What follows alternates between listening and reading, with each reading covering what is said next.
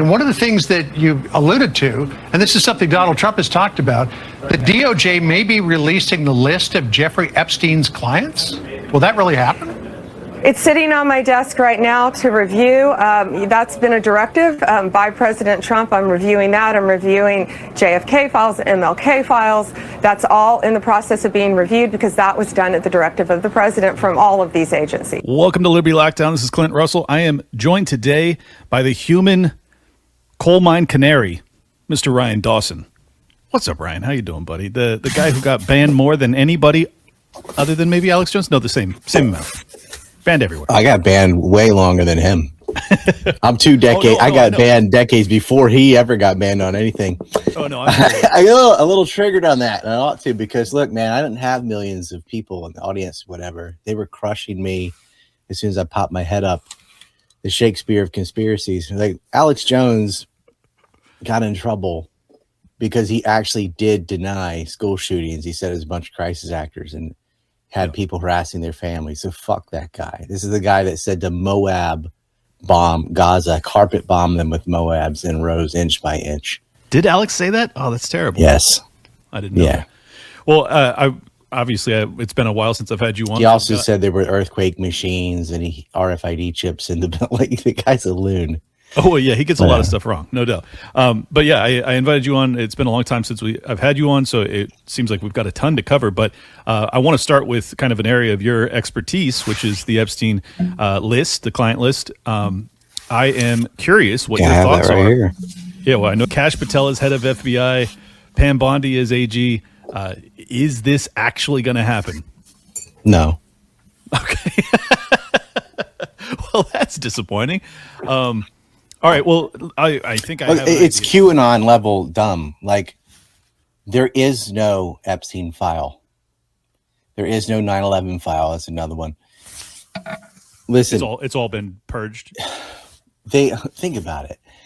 They didn't have some folder in a safety deposit box somewhere that just listed all of his clients. Do you know how retarded that would be for him to even keep such a thing? Well, it would be. You compile the client list by going through a variety of means. First of all, you listen to the victims. They know who raped them.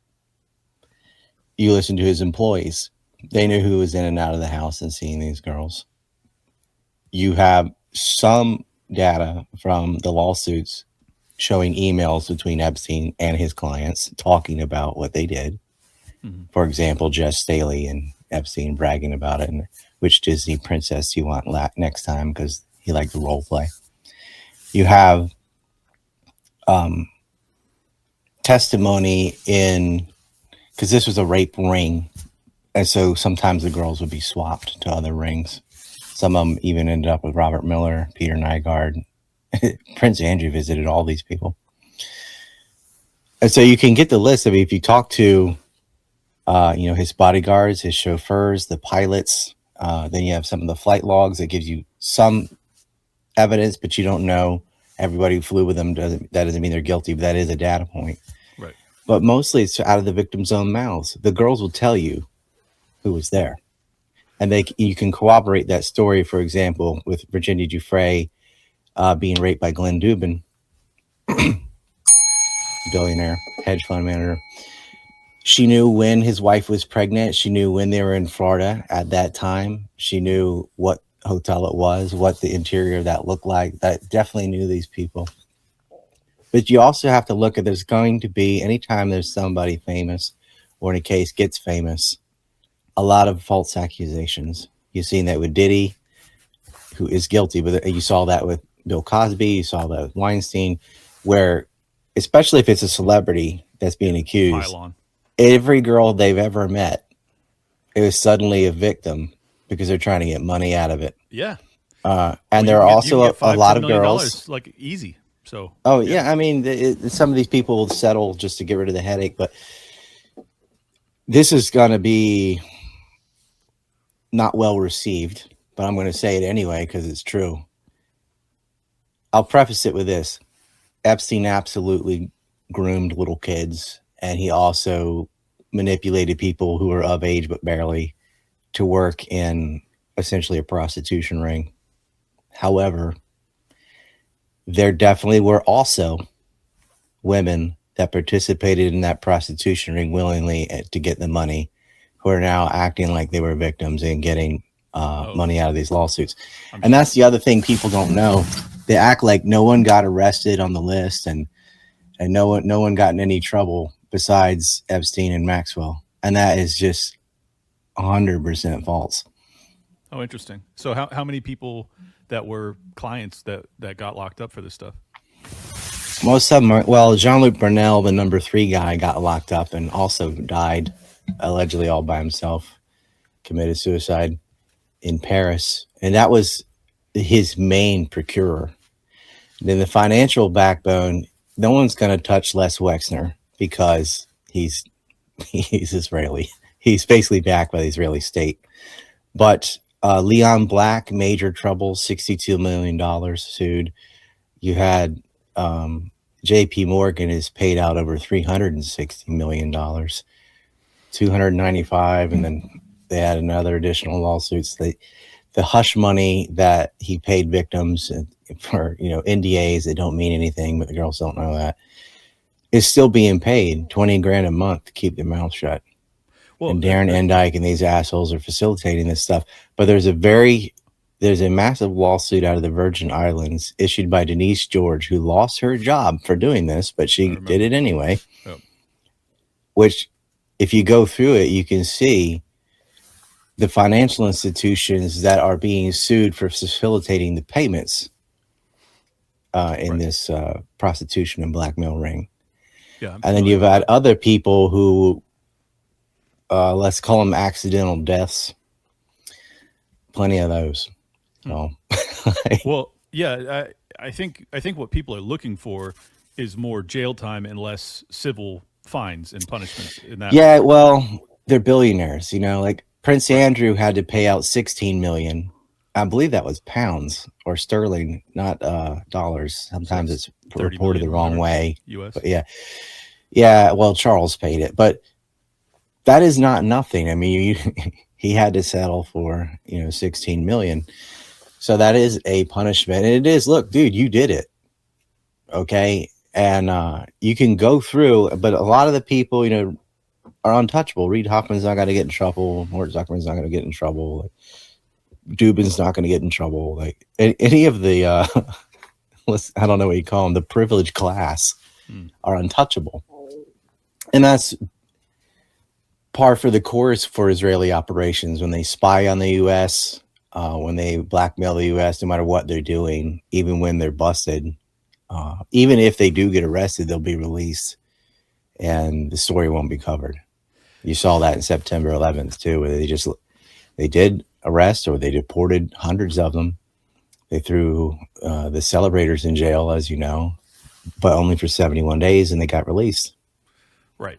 And also, wasn't it some Israeli spy was also released under Bill Clinton after the Lewinsky scandal? Do I have that one right, or is that BS? During Clinton, I can't remember who he may have released, but I know Pollard was the most notorious spy, and he finally got released.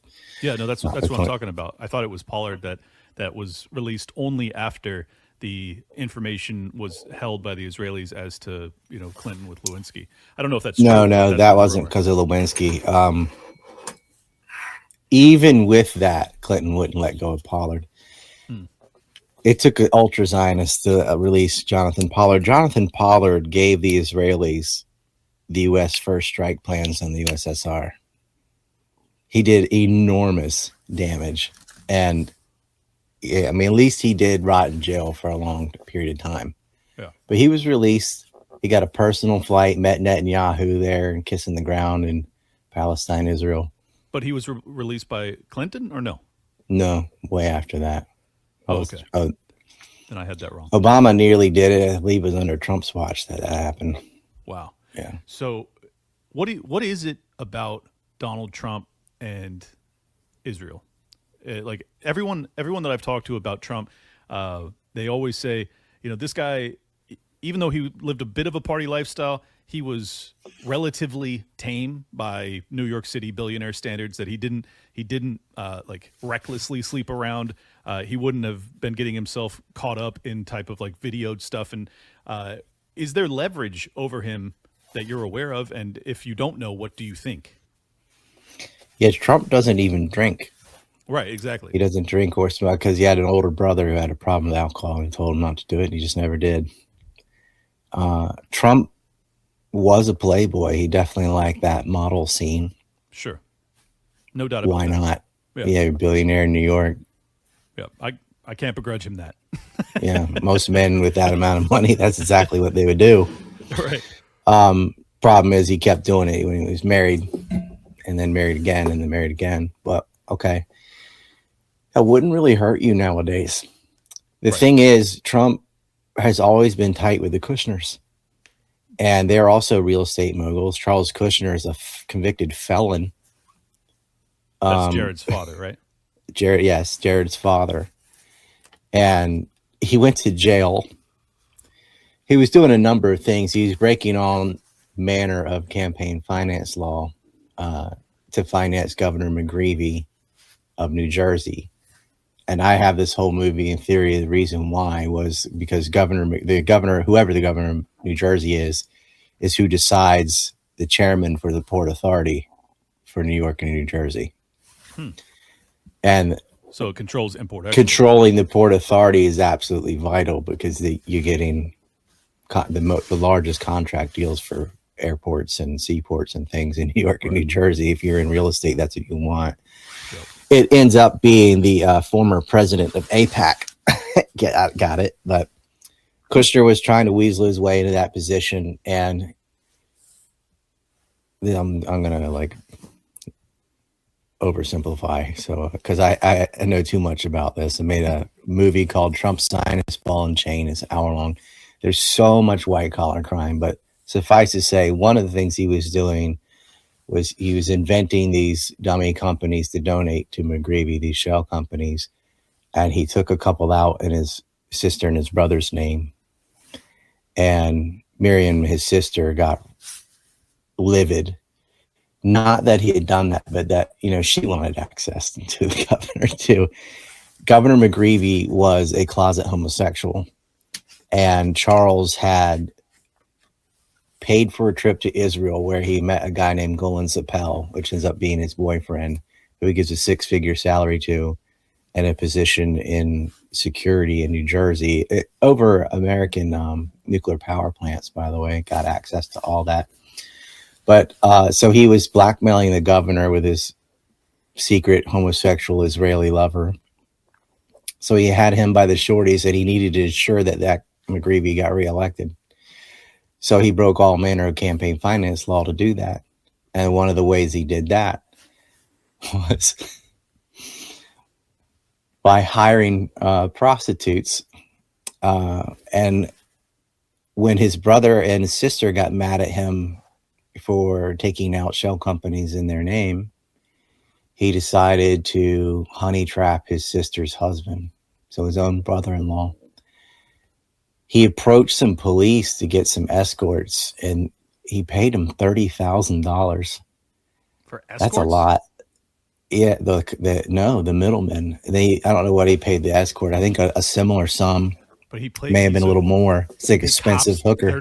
30 grand to get them escorts. That's a lot. And record it and all that. I mean, it wasn't just. Oh, okay.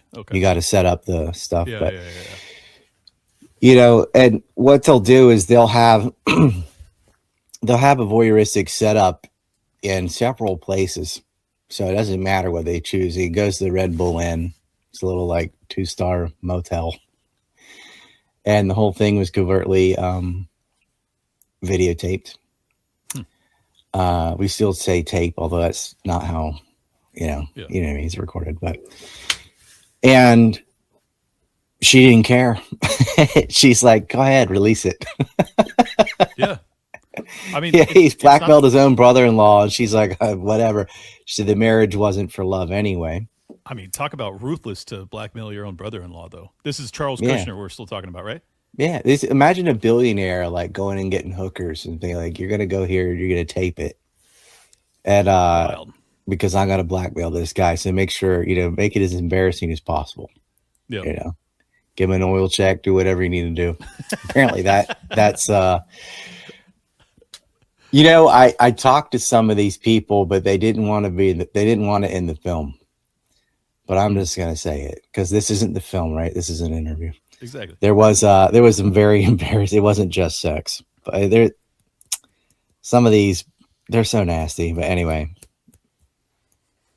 he was engaged in honey traps. Now, if he will honey trap his own brother, and he also used honey traps to blackmail people into donating on his behalf, this is very Epstein-esque. You're going to donate, like Epstein would get Bill Gates to donate to MIT on his behalf because they couldn't accept his money after his first conviction. So he's like, all right, I'll use an intermediary.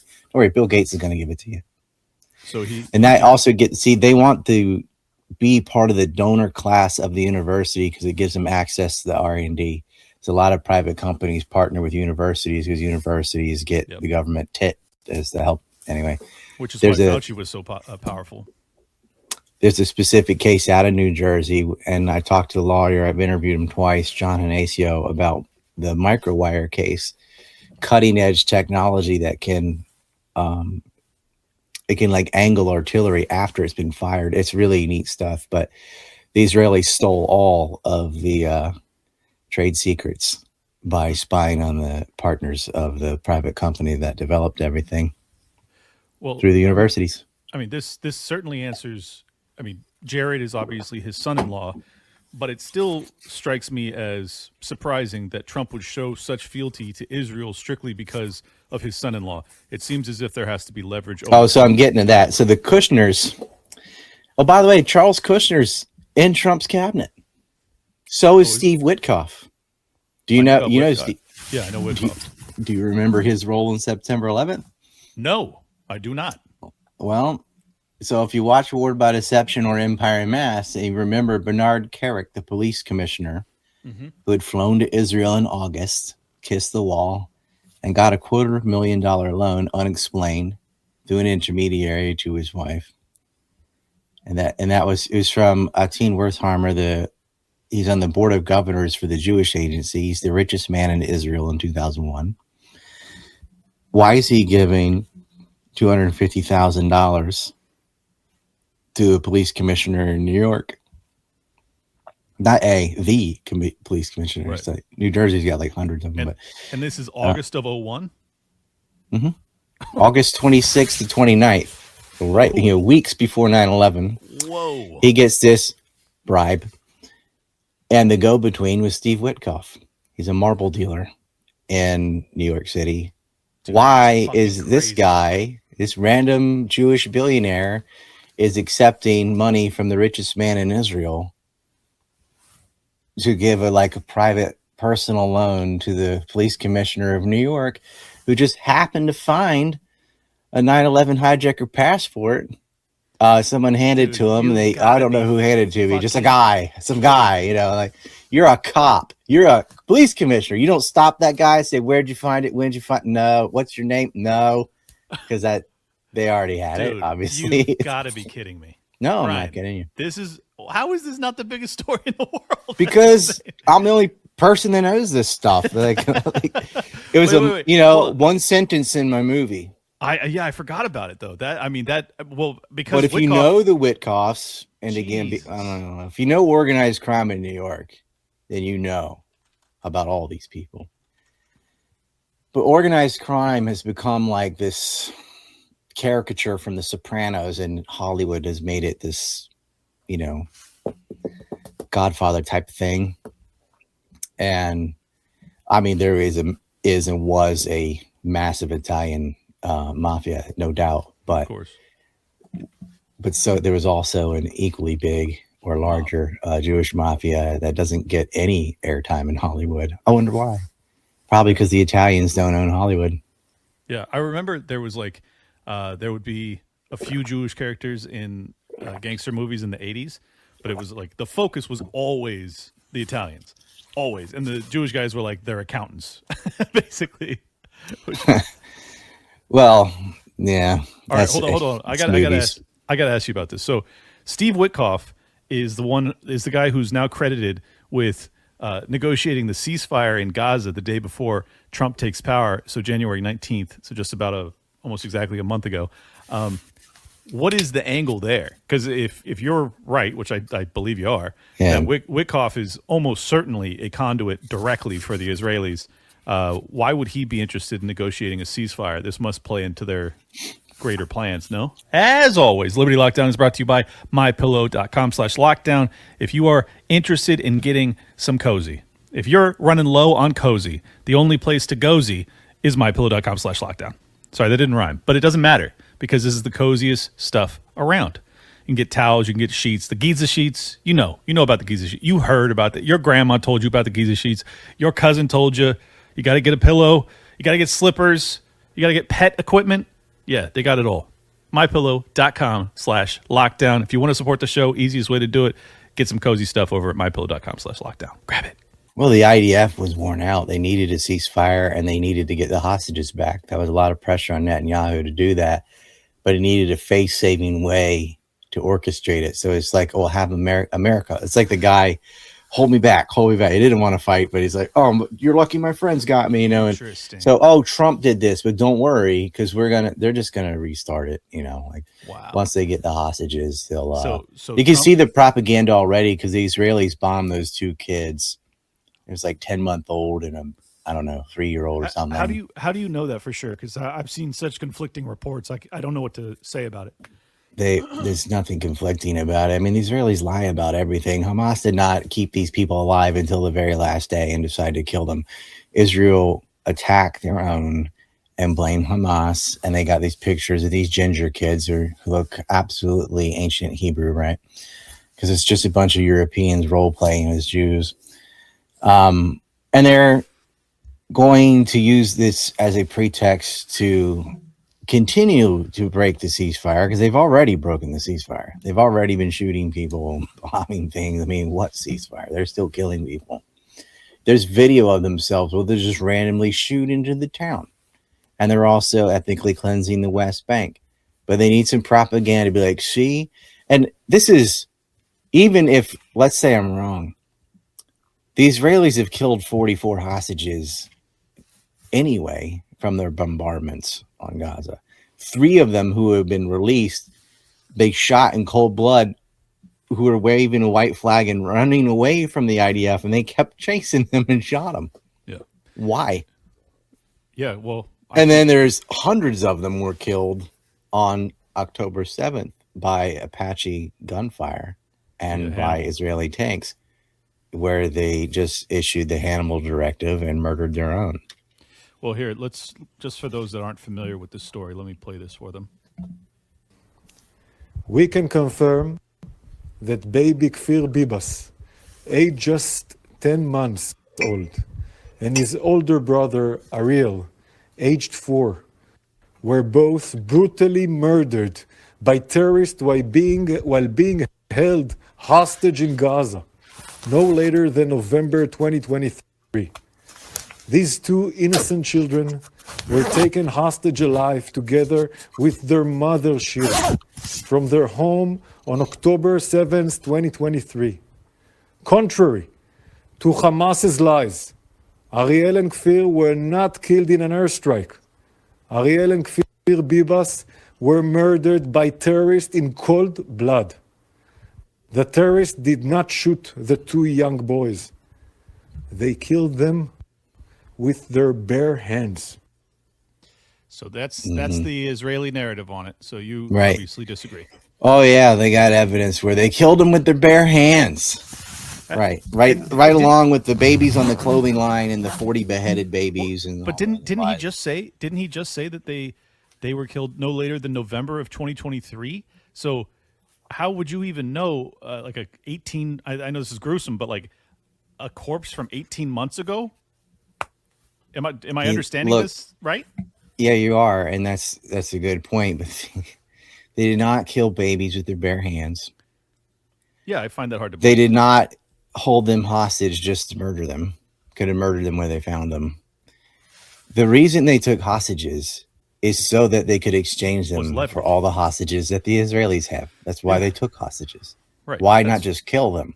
Like, why are you taking a hostage? You're taking a hostage. It's not a human shield because it doesn't matter. Israel bomb apartments full of families anyway, and they'll kill their own. So if you're trying to get a shield, that doesn't work. Yep. It doesn't matter. No, they're bargaining Israel chips. killed their own people on the 7th and then killed their own people after the 7th. They don't care if you have a hostage or not. They don't care if you're a civilian or not. They don't care if you're Hamas or not. There were not tunnels under every target that Israel bombed. They bombed hospitals, churches, mosques, zoos, food trucks. You know, a mobile food truck from the outside. Let's bomb that. Could be a Hamas tunnel in the floor of the truck. Yeah. Oh, and they did not ambulances. kill babies with their bare hands. I mean, this is soap and lampshades level stupid. And the thing is, like, I don't know what it is about the culture, but when they lie, it's like the second fisherman. The first fisherman never has a chance. Well, my fish was this big. Oh, yeah? Then mine was that big. Well, if you tell on me, I tell on you. They always try to outdo the previous one until the lie gets to a level of electric floors and an eagle and a bear. Well, I find the timing of this story particularly interesting, given that, yes, we're in the ceasefire. Yes, there has been additional threats, particularly from Donald Trump, as to like, well, if you don't give all of the hostages back by Saturday at noon, it's go time. And then he kind of backpedals, but then the Israelis kind of back him. And then this video drops and this story drops, and I see all of the influencers that you would expect to see pushing this story very, very heavily. And it's like, you haven't heard much about Israel Gaza in months. I'm sure you have, Look, but like just in the main feed. Kidnapping children is fucked already. Well, okay. Of course. But Hamas is not doing this out of the blue randomly. And, it's like, they would be getting rid of their leverage if they were to just kill their hostages. Like, yeah, I'm just trying to explain, like, the reason that stuff this extreme happens is because there's extreme pressures. You have been shooting their children every Friday during the March for Peace for 2 years. You would just shoot people, kneecap them, hit them in the dome and murder them, whatever you want. You can starve them to death. If you have a population with a wall wrapped around them that doesn't have a port, that doesn't have an airport, doesn't have a seaport, they're stuck there. You control what goes in and out. You put them on a calorie diet. You murder them at will. You've got machine guns, like automatic machine guns on the wall, just sitting there. You have snipers that can just shoot them for sport, film it, put it on the internet, laugh about it. Nothing happens. They finally break through the wall. They mostly killed, uniformed Israeli soldiers. They took hostages. This was a military operation. Taking hostages is an act of the desperate, the one that doesn't have F-15s and tanks and things. They have to do these kind of tactics. So they feel all the stuff that happens in war is, I don't think it's excusable. Like, well, it's war. I'm like, well, yeah, you don't have to have war. You don't have to be ethically cleansing a population. Sure. They wouldn't have done that if you weren't doing that. Okay, there wouldn't be violence toward Israelis if they had not colonized the area and stolen all the land and homes and continue to do that. They just move into someone's living room. They act like, why is this happening to us? It's anti-Semitism. Like, no, it's your behavior. You are brutalizing that native population. It's like Manifest Destiny 2.0. If some kid got shot or hit with an arrow on the frontier, why were you there? Well, what were you doing to them? Like, you're taking the land from the natives. You're shooting their kids. And they did that. Custer and these people would go when there were no warriors around and murder the elderly and children over and over again. Yeah. They systematically, Sherman style, targeted and murdered civilians. Yeah. No, I understand. And that puts your own civilians at risk. You do that enough times where you murder people's kids. People do wild shit. This is why one of the reasons you don't do it, besides it being unethical and immoral, is you have now opened up your civilian population to be targets. Exactly. That happened in World War II when the Germans, first the British hit Berlin with a bomb, and then they responded bombing London, and it just, it escalates. This is why we try to maintain rules of war. Right. It's kind of the gentleman's agreement in a fight. Don't kick them in the nads or they'll do it to you. Like, whatever. But The Israelis have always murdered civilians. And then their civilians get killed too. Boo-hoo. But you brought that on yourself. Like, you opened that door. Yeah. Well, once You've rules of also engagement are out the window. You went around assassinating people. You assassinated the leadership of Hezbollah. You assassinated leadership of Hamas. If Israeli officials get assassinated, you cannot cry about war crimes and stuff. Yeah. Because you may have murdered the president of Iran if that was a mysterious helicopter crash. Sure was. By the way, they tweeted out a helicopter emoji about an hour afterwards. It's the weird sense of moral indignation too. Like, these two children died, ripped apart by their bare hands. How many children have you murdered this year? You murdered 233 Palestinians in 2023 before October 7th. Right. Imagine if 233 Jews had been murdered with no response, and then they responded. The world would be like, yeah, well, that's, the backstory would be well known. They've been shooting in period every week, and they murder somebody. Yeah. Well, and they also kill people in the West Bank. There's probably, I think it was dozens anyway. They kill them at a checkpoint, whatever. And like, just say terrorist, blah, blah, blah, Muslim, something.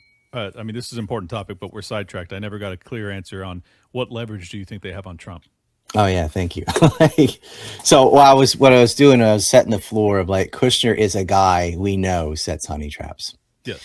The Kushner family also has such a tight relationship with Netanyahu that he would, when he came to New York, he would sleep in their house. Yep. And it's not like he can't afford a fancy hotel. He would stay with the Kushners. They would kick Jared out of his room to give that room to Netanyahu, the nicest room for their son would go to Bibi Netanyahu. Scott Horton referred to Netanyahu as Jared's godfather, which, I mean, they don't have godfather, but it's like close to it.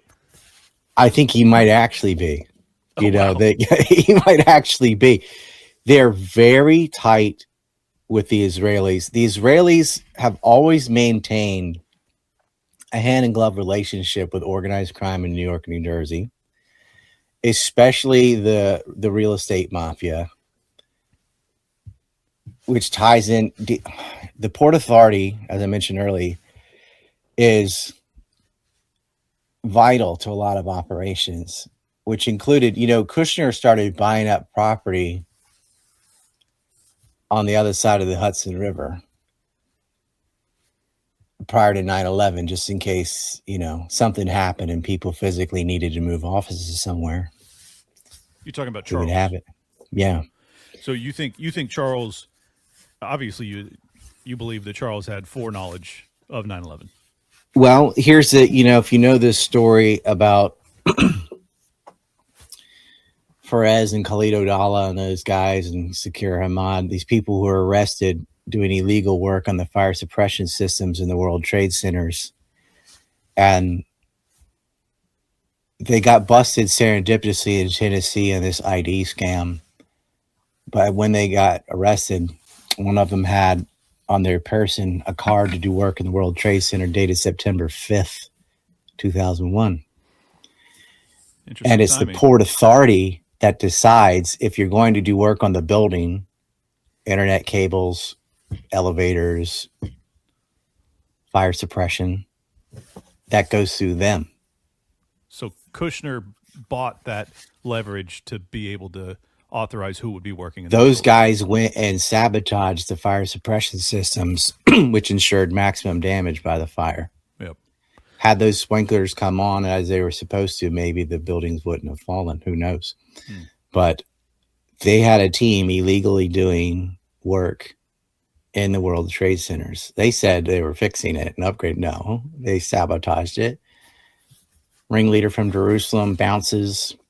The other top two, their bail was paid $250,000. That didn't come from some, plumber. The company they worked for was fake.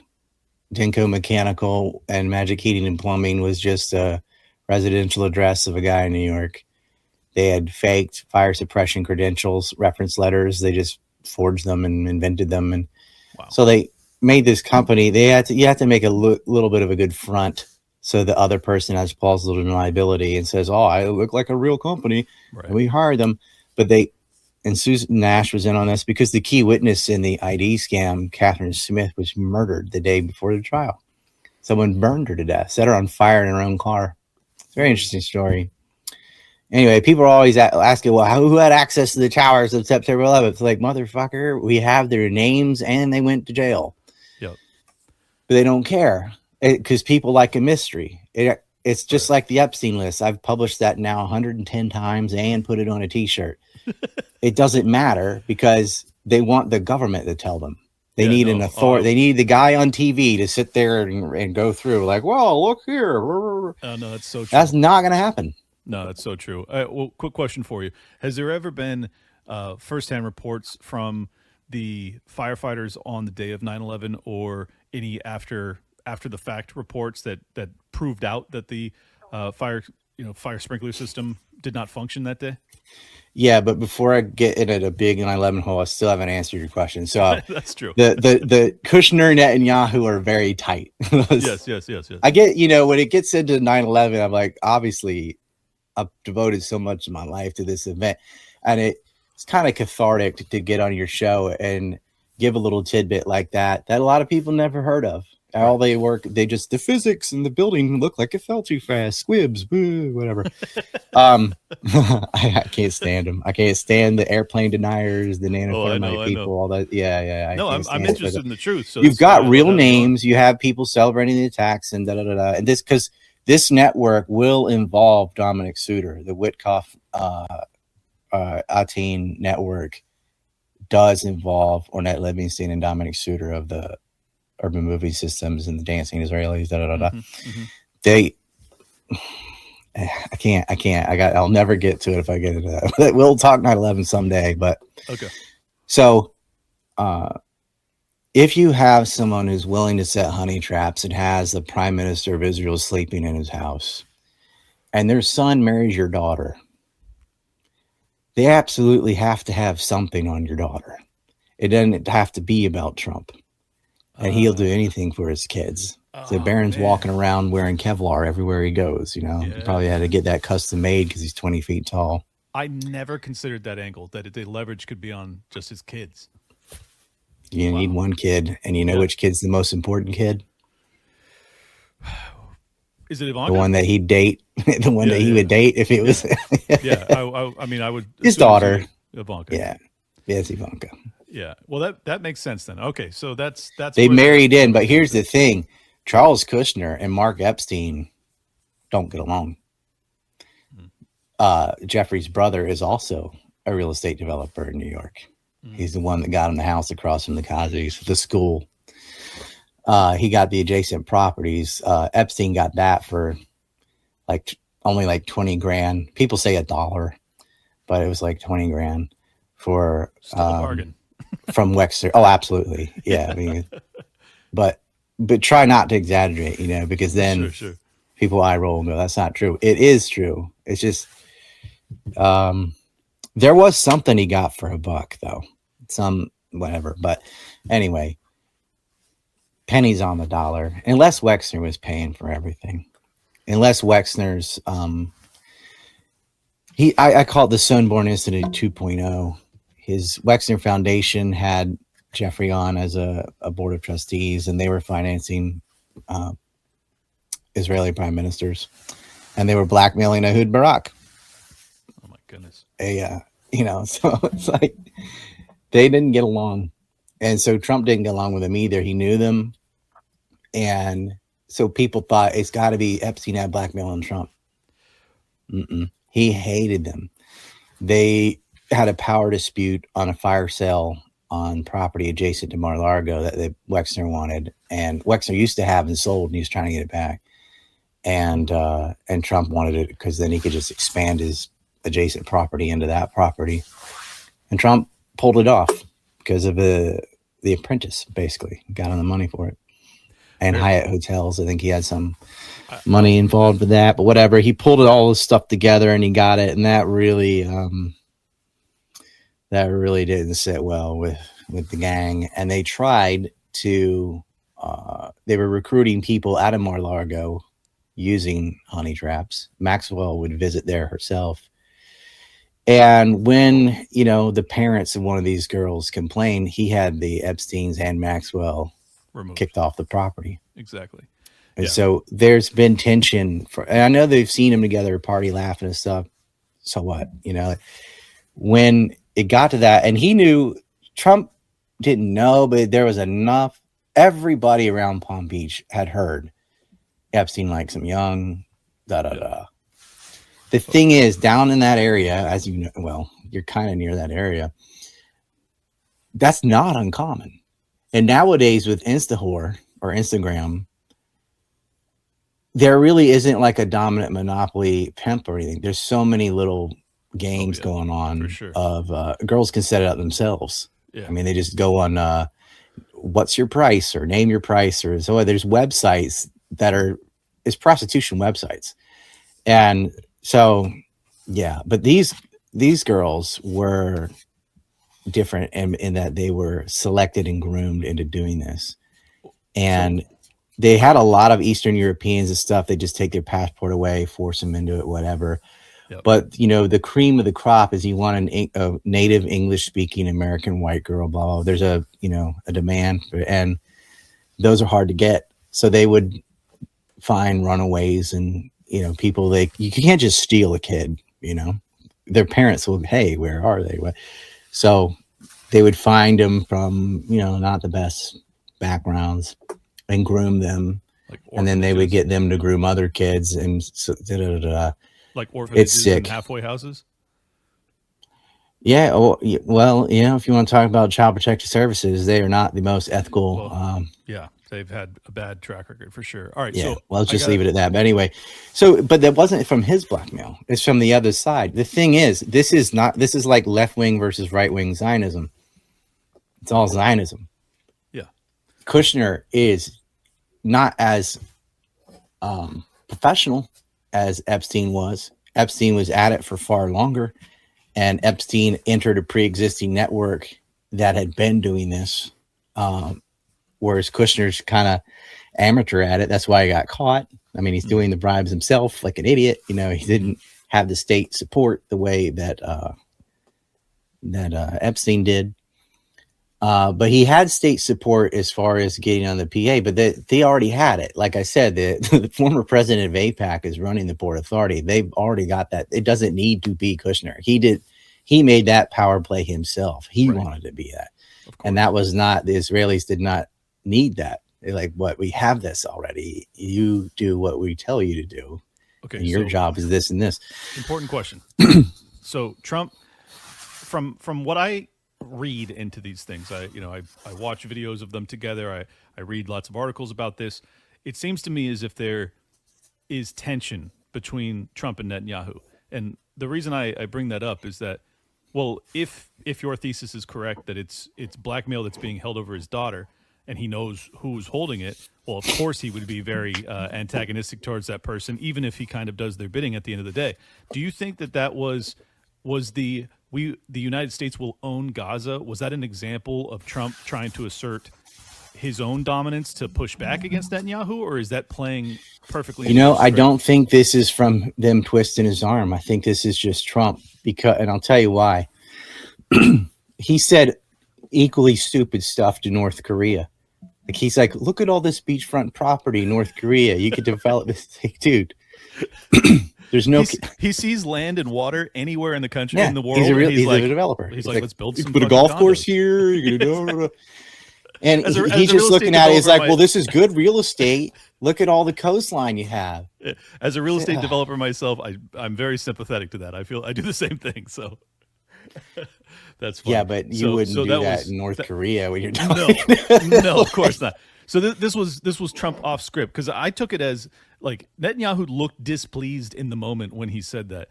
Do you think that this was just Trump freeballing? This was not any plan whatsoever? He didn't like the phrase "we're going to own it."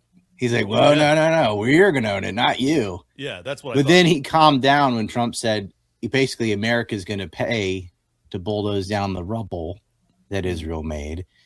What a bastard, dude. He's sitting next to him. He goes, well, look at it. It's just rubble. It's unlivable. We need to build something else. Like, it's rubble because the satanic little minion next to you bombed apartments with planes and bombs that you paid for. Yeah, it's like, and now how did you're it going to become send rubble? Americans in to get the unexploded munitions and risk their lives and clean up the rubble and put that cost on the American taxpayer so Israelis can then move to beachfront condos? Fuck you, buddy. Yeah. But yeah, that's the plan. He goes, oh, anyone, we'll develop it, we'll get it, and then anyone can go. They go, really? Can Palestinians return there? He goes, I don't think they'd want to. Yeah, they wait a minute. You just said it's going to be so you beautiful. Just said, why not? After it's redeveloped and you've gotten rid of all the rubble and stuff and you make nice houses, why wouldn't they want to come there?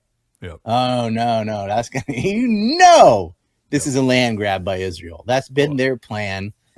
That's been their plan since Edmund Rothschild in 1928.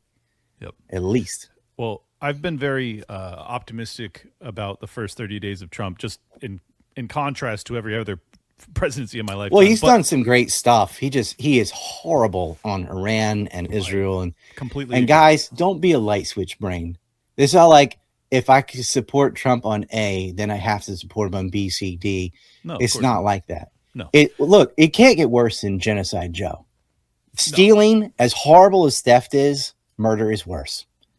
And under Genocide Joe, for 15 months, they were just sitting there bombing families. They'd go to refugee tents. They bombed that and set it on fire, burned families alive, starved them to death, blew up the food trucks, got the food trucks in to bait people into getting food, and then started machine gunning hundreds of people as they were desperate to try and get food. They've done every war crime there is. They use white phosphorus. They use those weird bladed missiles that cut people in half. Fuck Israel and Joe Biden. It's been Trump's real estate deal, as pompous as that is, to give away like basically a Trail of Tears Indian reservation situation, is still better than murdering everybody. Now, that doesn't make it good. No, of course. But look, we're going from total, we're going from like the worst extermination level genocide to you get to live, but not here. So we're trying to move it again from they do get to live and it's there and they get a state. Yes, exactly. Well, but you don't get to that if they don't survive. Well, for sure. And many of them have not. But anyway, as you were saying, on the other things outside of that and the tariff thing, outside of that too. Yeah, he's done some good stuff, especially with Doge. Totally agree. Talking, getting a peace accord with freezing? Ukraine and Russia. Yeah, thumbs these up, negotiations in Ukraine, USAID freezing. There's lots of really positive. Oh things, dude. USAID freezing is bigger than anybody realizes. Oh no, I know. But hold on. I don't want to go there yet. I want to ask you because I've been very positive about many of his appointments. None of them are perfect, but I think many of them are the best I've ever seen in these positions. Kash Patel is a very interesting figure to me. Health insurance is confusing, expensive, and frustrating, and claim denials are becoming more and more common. In fact, 1 in 5 Obamacare claims were denied last year. That's unacceptable. The headache of health insurance is exactly why Crowd Health was created. It's not health insurance. It's a better way to pay for healthcare through crowdfunding. So stop sending money to big insurance companies who profit off of not paying your bills and check out Crowd Health. I have had such a terrible experience dealing not just with the healthcare system, but with my insurance company. There is a better option out there, and that is Crowd Health. For $175 for an individual or $575 for a family of 4 or more, you'll get access to a community of people who are willing to help out in the event of an emergency. You'll get access to telemedicine visits, discounted prescriptions, and so much more without doctors' networks getting in the way. And of course, you'll join the crowd, a group of members just like you who want to help pay for each other's unexpected medical events. Let Crowd Health help with your healthcare needs. Get started today for just $99 per month for your first 3 months by using code LOCKDOWN at joincrowdhealth.com. Crowd Health is not insurance. Learn more at joincrowdhealth.com. That's joincrowdhealth.com, code LOCKDOWN. I met him. I did a panel in Vegas where it was how to defeat the deep state. And it was me and Angela McArdle and Brett Weinstein and Kash Patel. And it was like, fucking, nice. Who would have known that I was sitting on stage with the next head of the FBI? This was just 7 months ago. But anyways, that's pretty awesome. I like this guy a lot. However, I wish Matt Gaetz had got in. Well, me too. As AG, he would have been much better. This is what gives me pause about Kash Patel. I've given him basically nothing but positive coverage. I want you to hear this. We will shut off the machinery that feeds money into Iran. We will no longer have 100 hostages still in captivity, Israeli and American and otherwise, by Hamas and Iran's Hezbollah mercenary forces. We need America to wake up and prioritize Israel, and bring home Israelis, and make sure we stand by our number one ally in Israel. Nod. So Do you notice with Trump's stupid real estate deal that nobody in the media or the opposition party or anything said a word? If you don't think American media is Zionist run, you're blind. yeah, I don't even read them anymore. I don't read. Well, corporate okay, news. but they didn't because that's why you don't need to read them because Yeah, exactly. you know they're all gonna bow. Oh, you're Israel. Oh. So That's what they do. can I read into that Kash Patel is also compromised? I think he's just stupid. Okay, that's actually better. Because yeah, it is because you can sort of fix that by getting them better information. Unless I mean he's not retarded, but ignorant would have been a better word. But Sure. they know. Look, why are we enemies with Iran? Iran was helping fight the terrorists in Syria that we were supporting on behalf of Israel. Yep. What is Iran a threat to the United States? Are they going to fly across the ocean and invade Virginia or something? No, Never ever. no. We have the policy we have on Iran because that's what Israel wants. Oh, I know. And the hundreds of hostages you could get back. You do a prisoner swap Yeah, clean in a break day. doctrine. You give them their hostages, and they'll give you your hostages. Right. Yeah, it's quite obvious to me that there's a tremendous amount. It's always just what muddies the water is that you can't tell if this is just some Christian fundamentalist perspective with Kash Patel. Obviously, that's probably not the case. Or is it ignorance? Or is it being compromised?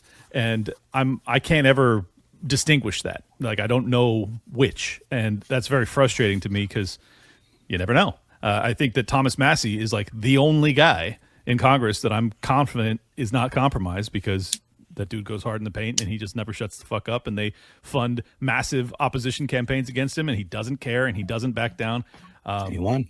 Yeah, and everybody else is compromised. They being APAC and UDP and Right. SPLC and all those people. Yeah. Thomas Massie is based, I would argue, in the Senate that Rand Paul is not compromised. And the list gets short after that. Right. It's hard for them because in many districts, money talks. And they have basically an illegal lobby that gets state support and state money. And they do credit card bundling and all these illegal means to finance campaigns. And they're never called out on it. It's sort of there's no one watching the watchers type of thing. This is why Doge is so effective. Like, where were the government oversight committees? Why didn't they find all these hundreds of billions of dollars, maybe trillions soon? Because they haven't even looked at the DOD yet. Oh, I know. That's the mother load. That's coming. USAID, awesome. Get rid of it. It's a CIA front. It has been. When they started paramilitary groups in Laos. And I think it was also Nixon had a Pepsi factory or something. It just was a heroin processing plant. Well, USAID is also behind Orange Revolution, 04 Ukraine. They're behind Maidan. They're behind coup d'etat. Through NED, because National Endowment for Democracy is the umbrella for the Ukraine fiasco, but they got their money from USAID. Yep. And USAID is in the business of paying propagandists, your Bellingcats and those kind of outfits, but they're also censoring, especially non-Zionist conservatives. Mm. And I believe that's why the Tate's got blanket banned. Like, when you get blanket banned, that's an order from the top, because there's no way that you lose different accounts from different things, Meta and YouTube, and it's all at the same time without organization. I completely agree. So a directive comes, this is government, that says remove these guys from everything. Yep. And that's in the land of the free that happens. So free. Yeah, it happened to me. And I know. Yeah, it's And that's what happened to the Tates. Like they were, and it's irrelevant if you agree with the message or whatever. It's a lot of hyperbole. I think it's hilarious, but whatever. I think it was necessary too, because it gone so far I completely like agree. feminist that you sort of needed the opposite. It was whatever. It doesn't matter. They didn't like it and they shut them down across everything, especially Andrew, because he was the most Googled man.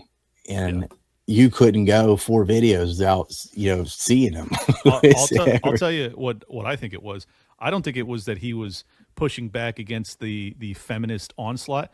I think it was when he came out and he pushed back against the lockdown regime, because he did it in a really compelling way. People don't remember this, but when he first blew up in America, I mean, yes, he was blowing up as, talking shit to women, and that was all very funny and haha.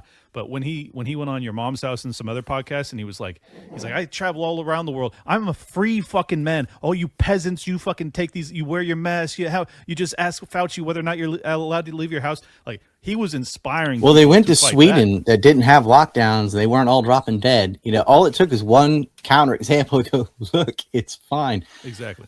It was a lot of things. It was pushing back against COVID, pushing back against depression. He's like, you don't catch it out of the air. Right. Pushing against big pharma twice. Yep.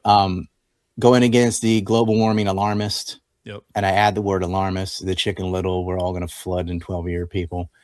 Pushing back on higher education, saying that isn't the path, it's a path. Right. That you can learn practical skills. It's not worth the return on investment in many cases. You're just getting up in debt. How about this instead?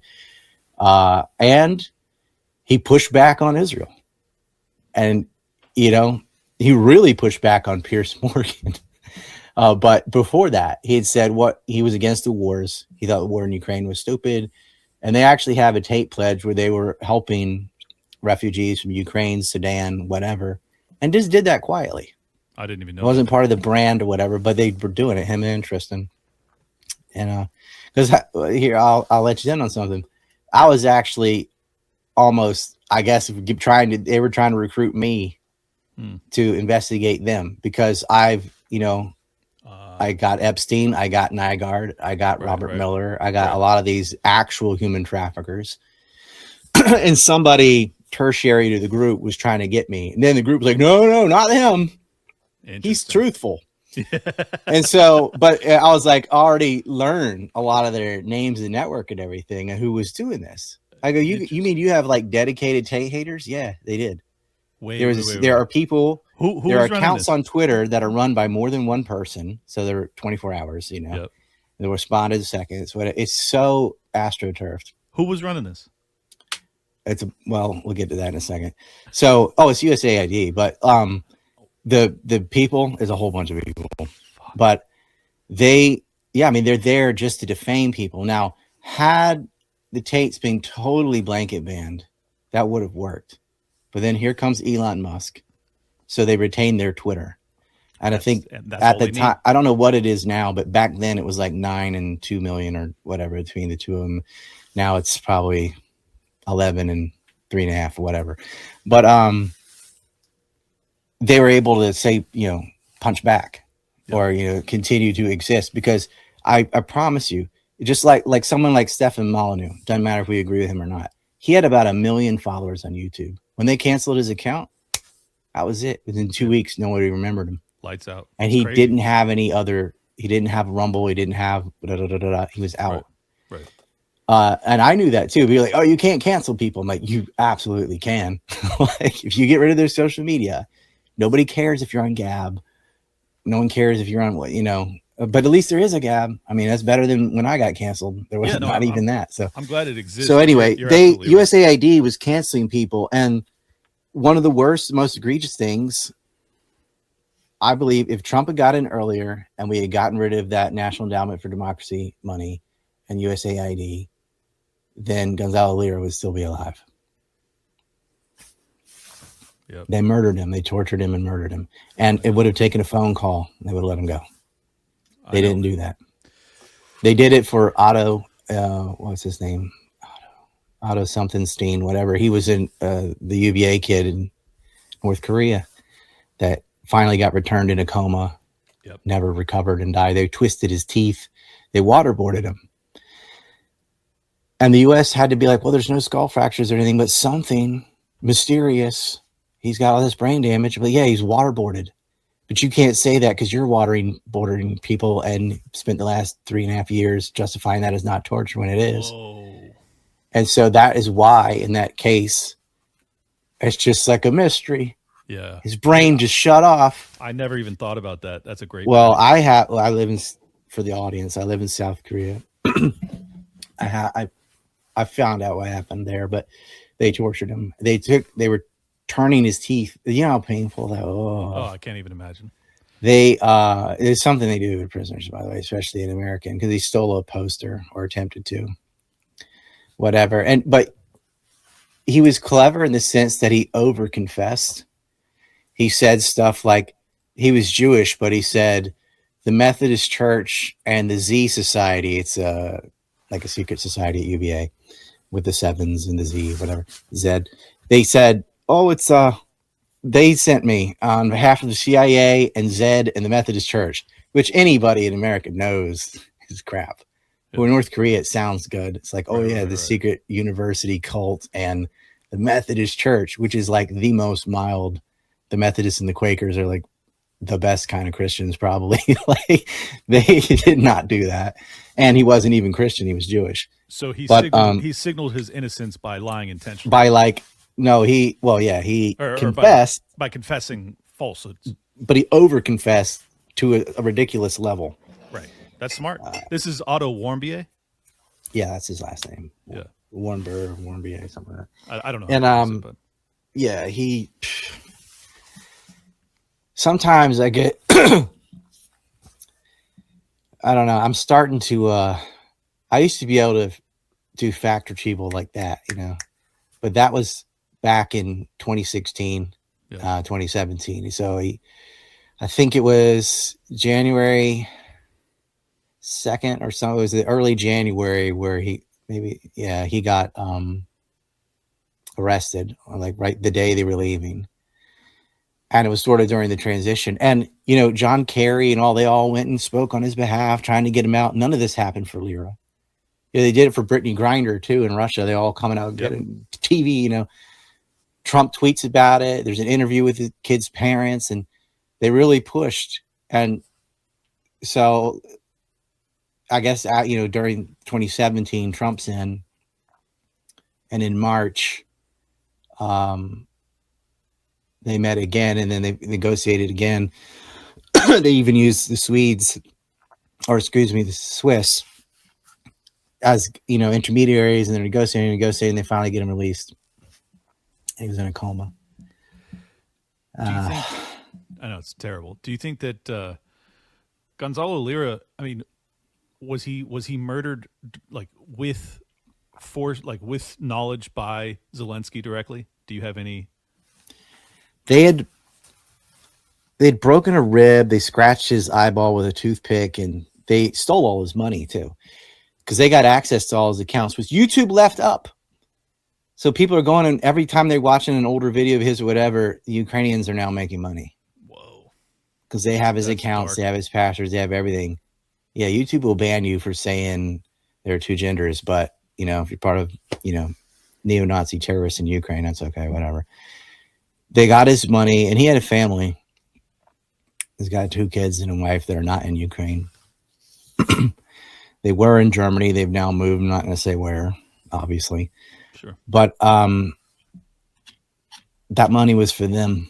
That's what we were talking about. I interviewed him, and he said a little bit of it in the interview, an off interview. He was telling me why he was doing it. All this, man, it hurts, man. It's like it's yeah, it is. And they could have got him out easily with all the money they give Ukraine. And so anyway, they had broken his rib, and they injured his one of his lungs, and he wasn't getting any kind of medical support, and he can't like say anything. Yeah, they torture him more. And they basically allowed that the injuries to develop an illness. Right. And he died from that because they wouldn't help him. They said he died of what's it when your lungs fill up? Pneumonia. Yeah. But the pneumonia was induced from a physical altercation. Yeah. They'd break his ribs. And what they do is they would have the other prisoners hit him. So like, I didn't touch him. Right. But they ordered that guy, you do it right now. Right. Or and else. You can blame it on prison violence as opposed to it being orchestrated and ordered. So you don't know whether or not Zelensky actually knew. Well, it doesn't mean necessarily that it went up to the top to Zelensky. It probably didn't. Yeah. That's kind of what this is more or less people around Kharkiv who are, they probably got $170,000, I think was the number out of the accounts that they got hold of, and, are just torturing and beating this American. But you would wonder, hey, isn't the State Department could step in? Well, Victoria Nuland hated Lyra. She wasn't going to do anything. Blinken wasn't going to do anything. Sullivan, Blinken, nobody's going to help. No, yeah. Nuland, Sullivan, Blinken weren't going to do anything. Zelensky, too. What a coincidence. Yes, well, I'm curious what your thoughts are. For those that don't know, Ryan and I did a Twitter Spaces yesterday that was drowned out by a bunch of people that don't know fucking anything about the war in Ukraine. But I did want to give you a chance to elaborate on your perspective. I'll just give you my initial suspicions as to how this plays out. It's very interesting to me, and I'm curious what your thoughts are too. That now that Trump in particular is signaling we're fucking done here, we're getting out, we're negotiating peace, that the EU, like all of the puppets to the U.S. State Department, have forgotten that they have strings. They've stepped up to pretend as if they're real boys, and they're talking about how they're going to basically put together $1 trillion aid package to. They had 3 years to do. Look. Yeah, I know. The Europeans would have. I know you said this too, but the Europeans were there, and they would negotiate and not invite Russia. Right. What are Ukraine and Europe negotiating about a war between Ukraine and Russia? At least with Trump, you have the two parties who are actually at war, Russia and Ukraine, at the table with an arbiter of disputes. I said that on the stream and got interrupted immediately by some room temperature moron. Room temperature IQ, that's what I call him. That's being kind, but yes. Yeah, it's probably more. It's a cold room. It's pretty bad. There was something else that you said or seemed like you were about to say, and you got interrupted. But I have the same fear as you. They're ending this conflict in Ukraine so they can pivot toward Iran or pivot to a war on the cartels in Mexico or something else. And he's like, get rid of this. This is not. Yeah. Okay. So I think you said Iran. I'm adding the Mexican thing too, but Iran is it's obvious they're going toward Iran. Like all the rhetoric, all the Christian Zionisty pointed, like the whole team is to follow the infamous script, that was a Ramsey Clark, I think. Wesley Clark Clark came in and talked about, we're going to war here, here, here, and here. Iran's the big one. Yep. And the last one. I do believe they will continue their bombardment of Yemen first. I don't think Trump will start a war in the first year of his presidency. He's got other goals to accomplish, but that is on their agenda. It's going to be hard to sell without a false flag, though, because the public's like, no, we don't need any more wars. Iran's not our enemy. Right. That's Israel's enemy. Russia is not our enemy. Yep. That's not our problem. A border dispute in Ukraine and a civil war that Zelensky started. He broke the Minsk II Accords. He attacked the Donbass. Russia intervened in a civil war that Ukraine started. I'm aware. Against ethnic Russians. Which and they aren't going to have that sitting on their border with NATO-trained troops and weapons. That part of the story is just lost to history. And it was no, they're like Russia invaded for no reason at all. They started a war with Ukraine. It's insane. But it's so obvious. That's what set it up. Well, I mean, that guy Craig on that was the most insufferable son of a bitch. Fuck. Like every sentence out of his mouth was a lie. I know. Like this is like you must know the whole thing because you couldn't possibly get it all wrong unless you knew what was right. You know what I mean? Like, right. It's like Jim Cramer. Like you'd be right on accident eventually. Exactly. You know, you're doing it on purpose. Yeah. Yeah. Oh, It's like man. John Bolton. John Bolton is like a geopolitical genius. If you Inverse. think about it, because how could he possibly be wrong on everything? All you have to do is the opposite of what John Bolton wants, and you're going to nail it. All right. Yeah, hey, if there was some like Bolton app, like what did Bolton say? Do the reverse. yeah. Well, there's the inverse Kramer. Oh, wait, We there just is. The we need inverse Bolton app is Ron Paul. It exists. All right. So, do you think that the EU will actually step up and continue to fund this with the U.S. withdrawing support? I don't think they can. Okay. I think So you they think that's it'll end then? that's a bunch of meh from the Yeah, French and whatever. They don't have $700 billion to throw into this. Yeah. And their public doesn't want it. Right. And you know, so they did whatever. Europe, sadly, look, man, this isn't the 18th or 19th century. Like, you're not the man anymore. No, they're not. It's America and Russia and the Far East, and then the Middle East, and then you. Yeah, I agree. And You know, you're not. in Yeah, terms this of isn't the speech rights- age of the naval power merchant era or whatever. This is the modern day. You're not sitting on all the natural resources. The Middle East and Russia are. These people are embarrassing, and that's before we even talk about them, banning speech and all sorts of crazy shit and weaponry. But anyways, On film, we're gonna go arrest somebody that posted a meme, and we're gonna film it. It's madness. I mean, I don't know why we consider these people our allies at all at this junction. Like, I don't understand it. I'm just gonna start saying the former state of Germany. Yeah, I think that's fair. I would say this though, and I'll continent of ask you Europe. this: do you think not inviting the Europeans to Riyadh is homophobic? Very. All right, so I'm curious what your thoughts are, because I'm sure you have a similar outlook to my own, but you may have different nuances when it comes to the cartel issue. So my audience already knows my position, so I'll just ask you, what do you think about Trump's plans? I assume he's going to do special forces and drone strikes on cartels. To me, it's like that's like trying to take out an anthill and you're using a hammer. Right. So you're going to smash each ant with a hammer. Good luck. You know, they're just going. It won't work.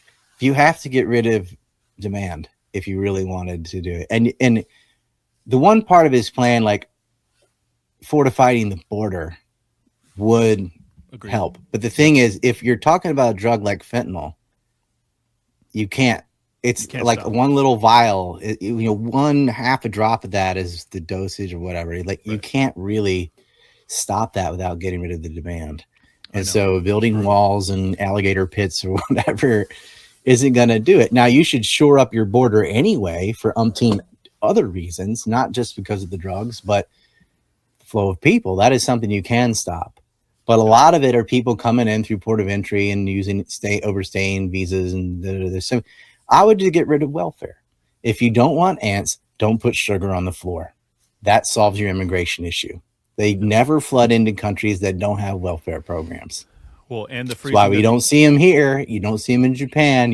People aren't going to places where they can't live off the dole. Well, and the freezing of USAID will absorb so much of that money that goes to the NGOs that assist them on their journey to get here. That's so right. like he's hitting it from the right angles. It's just the wrong angles that I'm concerned about. Like, if you actually he's doing both. Yeah, he's doing both. So some of his plan is correct.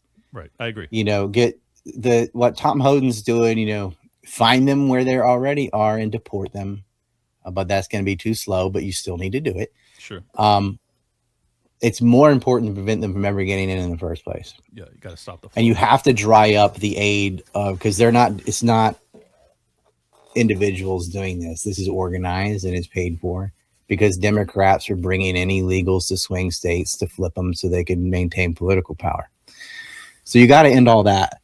And I'm against fentanyl, and I'm against, I'm not a fan of illegal drugs. Like, as far as you shouldn't use them. Yeah, but I don't think you can resolve that problem by Well, let's say there's some meth lab in a basement in a house in Mexico City. Good luck finding that. Like you can't. These aren't like being made out in the jungle where you could go and wipe out some lab with a drone strike. Any house, anywhere, anybody could do this. You'd have to have Mexican police and people in Mexico working with you with good intelligence to figure out where, and you can't. It's fucked because they grease palms all the way up to the top. They're in on it. Like the Mexican government is a narco state. It is not fighting. It is managing, just like the CIA did with heroin out of Afghanistan and Vietnam. They're in the job of narco management, not narco prevention. Well, and until you admit this, you cannot work with the people who actually are the drug dealers to get the other drug dealers. Exactly. Because it's basically they're shooting themselves in the foot. Why would they do that? Yeah, and I agree. It's a lot of revenue.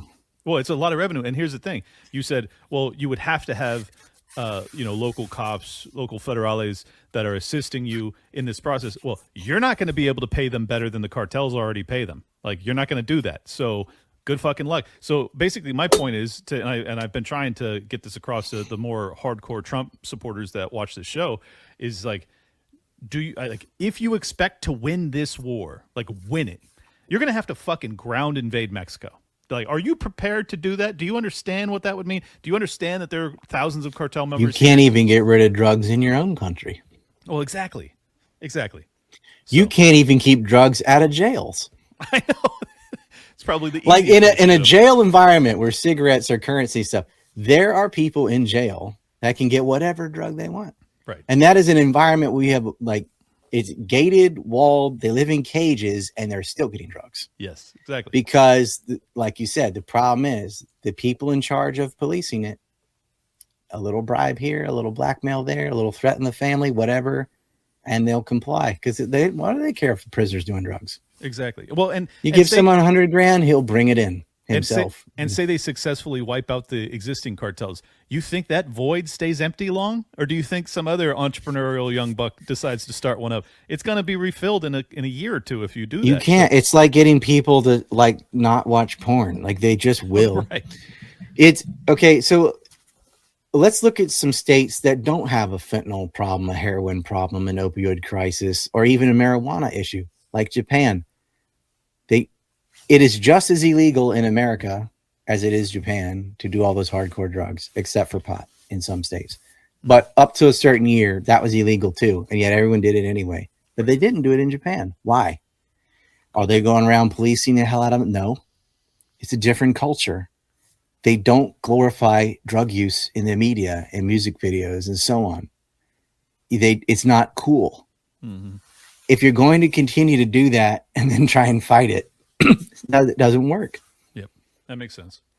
It's just sad because I do feel I fear that'll be probably the worst aspect that I can foresee in the Trump round 2. Like it just seems like. And by the way, I guarantee if you made it cool, they would do it because they smoke, they drink, they do the things that are, marketed.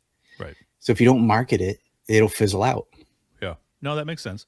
I mean, it's also I think a more religious culture, churches would probably help if you had, and then tighter family units too. But I mean, this all feeds into it because it's because East Asia is pretty much devoid of religion, and they're not doing all the drugs. Whereas Latin America is very Catholic, and it doesn't stop it at all.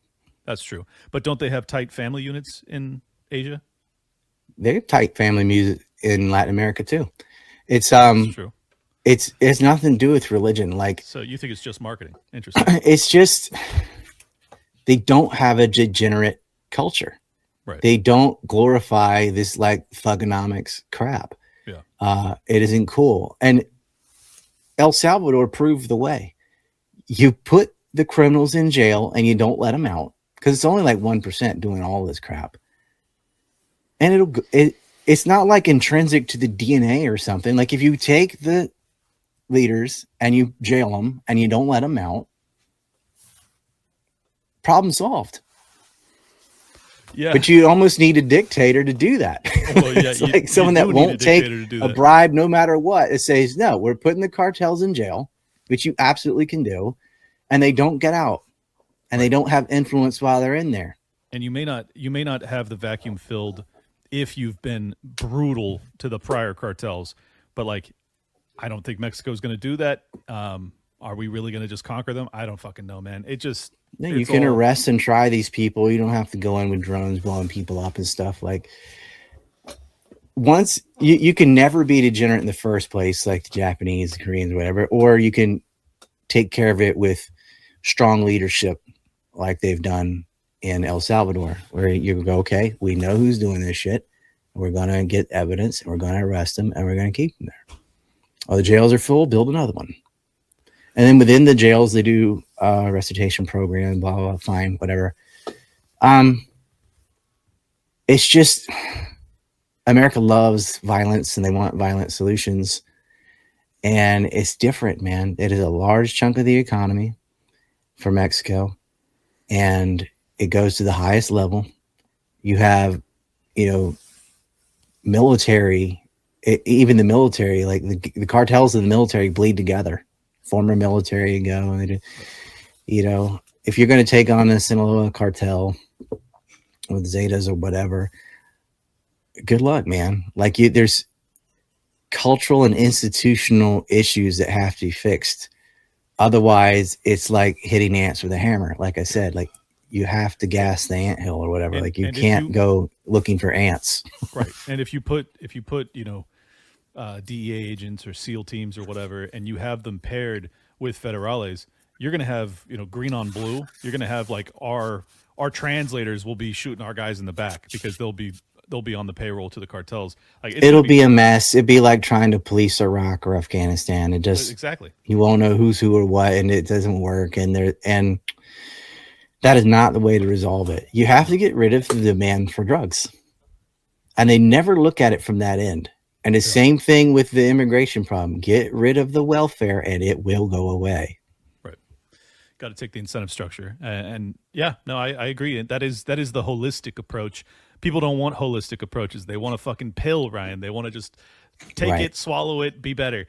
And that's not how things work, unfortunately. Well, I'll I look at a lot of these mass shootings and stuff and say, how many of them are on SSRIs? Yeah, we're not even. Maybe we should look into that instead of, because it's too late to punish them after the fact. A lot of them kill themselves anyway. And it's like, this is going to keep happening. Yep. As you're sort of giving this person significance, because these are all insignificant people, emotional men that commit these things. And you're giving them exactly what they always wanted. The glory and attention on their way out. Their death meant something because they killed a bunch of other people. And I don't think anybody just wakes up and decides to be a school shooter. There's severe mental health issues. And you shouldn't look at that like someone's like wild, all crazy, like they have rabies or something. Like a really mentally ill person appears pretty functional. Like, if there isn't something, they're not, but there are signs, and there is a profile that you can look for, and you can look at all these shooters all around 20 years old. A lot of them, they all have these things in common, and you know what they're looking for. Yep. And America's had guns for centuries and schools for centuries, but they did not have school shootings for centuries. Right. This crops up exactly when Prozac cropped up. Once you start getting these serotonin reuptake inhibitors, you start getting kids that are like lost in a fantasy world. Anyway, that's something I think ought to at least be explored. And it may be wrong. It could be, that has nothing to do with it. But it's never even addressed because, that would cut into big pharma's profits. So that's not an allowable answer. Of course. The anti-gun people say it's because of guns. The anti-da-da-da-da. I'm like, no, that isn't it. Oh, this is why I was such a big booster for RFK Jr. at HHS, despite the fact that he's also hard in the paint for Israel, is that, he is one of the rare people. Rabbi Shmuley. I have a theory on Rabbi Shmuley. I think his ancestors must have been the ones killed in the Holocaust by the jack-off machines. And that's why he's selling dildos. God damn it, Ryan. His ancestors were taken out by the masturbation machines, which is not part of the Holocaust, by the way. That was something written by some idiot in Australia who claimed he was a survivor, but he's full of crap. But it's become part of the lore because it's illegal to question anything, no matter how dumb the exaggeration is. Well, it was definitely Shmuley's ancestors. I agree with you. I think Shmuley comes from a line of Holocaust barely survivors who are attached to the jerk chain machine. Jesus Christ. And that's why his daughter is selling dildos and why he goes around the country looking like a Jim Henson Muppet.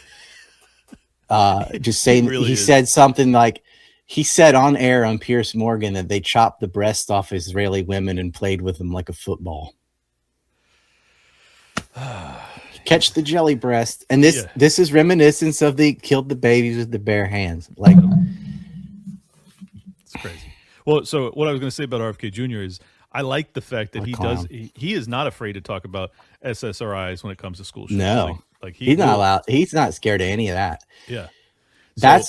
So he's kind of like Trump. He's got his good and bad points. Yes, indeed. He's very good on the anti-pharma stuff.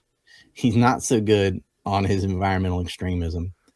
And he's horrible on the Israel-Palestine. He called Palestinians the most pampered people in the world. I know. Buddy, we know you're on Epstein planes. We know you went to Maxwell's Easter parties. We know you kept a diary of your conquest and blamed the women for tempting you instead of yourself for sleeping with women while you were married. And his wife hung herself. That kid has had a hard life, though. His dad was assassinated. His uncle was assassinated. It's like he's got Stockholm syndrome. His wife killed herself. And he's not using pharmacotropics to cope. So he gets a pass from me. I feel like that would have broke other people. Your dad was not only murdered, but he's murdered in a famous way that you got to hear and see about it over and over again. Yep. Your uncle's murdered on film. So you get to watch him get shot from the front in the head. Yeah. From the front. I agree. With the brain going out the back. The brain didn't go forward, it went out the other way. I know. Those files won't be released either because of what the result would be. I don't have any confidence at all that, because what they're doing is like, oh, now they set up some Jewish stripper to be the filter. Luna, what's her face? Yeah. Of what I thought you said, just release it all unredacted. And then it got, we're going to have a committee, decide what parts of it you get to see. This is just more bullshit. It's very just more, Wizard of Oz type of crap. Like, oh, don't look behind the curtain. Like, just do what I say. It worked. It got everyone excited. Like, they're going to release all these files. And you know what they said? They're like, and the Epstein file, the 9/11 file, and the UFO file. There's no fucking UFO file. There's no 9/11 file either. Like, they've already released a lot from the JIS report, the Inspector General report, and the 9/11 Commission. And in that, you can already see government admitted state sponsorship for 9/11 terrorists. And it doesn't matter. It's the same thing with RFK and JFK. The official government narrative from the House Select Committee on Assassinations from the 70s concluded 2 shooters in JFK. Oh, I didn't. From acoustic evidence, they say there was a shooter on the grassy knoll and a shooter in the Daltex building. That is the government position, 2 shooters. But they don't tell you who those shooters were. You assume the Daltex is Oswald. And it's a big mystery who was on the grassy knoll, which is weird language to use. No one says knoll, no one says grassy knoll. Just offensive. But anyway, that is interesting. They concluded a conspiracy. Wait, and then never figured out who it was. I'll tell you what I want to know. When Johnny Roselli went in to the House Select Committee and gave his third testimony, which was all labeled secret, and then he was murdered the next day, what did he say? Yeah, I would love to know that. Because they had been bragging about killing the Kennedys prior to the Kennedys being killed. And then he goes in and talks to them. And he'd already narked before on some other mafioso. Yeah. And he ends up cut up in drums. His body cut up and put on drums and dumped in the ocean in Florida. And that doesn't send a message. Didn't just shoot him. Didn't just they cut him up, put him in barrels. Come on. That's sending a message. Interesting. Yeah, all right, so I already know what he said, by the way, but I want it released, and they're not gonna. Well, then fucking say what he said, Ryan. I'll tell you what about JFK. We should do a show just on JFK instead of just going I don't right, want all to right. waste it on that. All right, But all right. I like that. All right, so last question for you, and this may require an episode. and I'm two, not but- being a dick. It's just too much work. No, I put hear you. in. No, Got I to hear be you. properly done. Yeah. No, I totally respect that. I would actually prefer it. I so- did that with RFK. And it was so lackluster. Like, here's a shooter. Here's how we know. Meh, meh. No one cares. Yeah. No, They don't want the answer. They like having a mystery. Yeah, That's what's so weird. Like, goddamn, you have our own government admits that Prince Turki bin Fasil and Bandar Bush did facilitate money through Osama Basnan and Omar Bayemi to 9/11 hijackers. They got financial support from people on the Saudi intelligence payroll and paid 9/11 hijackers. Nawif al-Hazmi and Khalid al-Midhar in particular got money from the motherfucking Saudi government. And that is admitted by our government. Our Senate and FBI admit that there was state sponsorship for Al-Qaeda. Yep. And it doesn't matter. Yeah, it's weird. They It's need weird. Alex Jones to tell them, maybe. I don't know. But No, like they're just sitting there. It's not Alex. We're so far in our own end zone, they won't even admit there were airplanes. Yeah. No, I know. They're like, there's remote control, or what hit the Pentagon? I don't know. There's a bunch of airplane debris and a big airplane-sized hole in the building and a black box from the plane and DNA from all the passengers on the fucking plane, but it wasn't a plane. All right, last question, and this may require a full episode too, but I'm very curious what your thoughts are. I think that the Florida attack on Trump is interesting. His ties I've already detailed, so I'm not. Do you know who was playing golf with him that day? It was Lindsey Graham, wasn't it? Steve Witkoff. Oh, shut the fuck up! It was Wyckoff again. Look it up. Oh my god! All right. That's wild. All right. And he gets a cabinet position. dude. Yeah, that's trippy. All right, so Butler, Pennsylvania. You know about the Adelson gang, right? You talking about Miriam? Well, Sheldon. Well, Miriam. now, Sheldon. but, Sure. Yeah. Go ahead. Anyway, I keep it.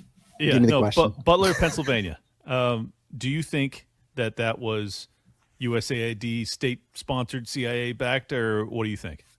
Oh, yeah, man. Did you just see Kim Cheadle getting grilled and she wouldn't answer anything? Think about it, man. You don't set up a perimeter shaped like Pac-Man. Like it's a circle, except for this one pie slice where there's a motherfucking rooftop overlooking the stage where the president's going to be. Insane. And he just moseys up there and people are screaming, there's a guy on the roof with a gun. I know.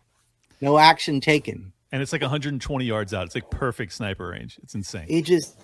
They got arrogant because he wanted to shoot him in the head. If he had aimed center mass, Trump would be dead.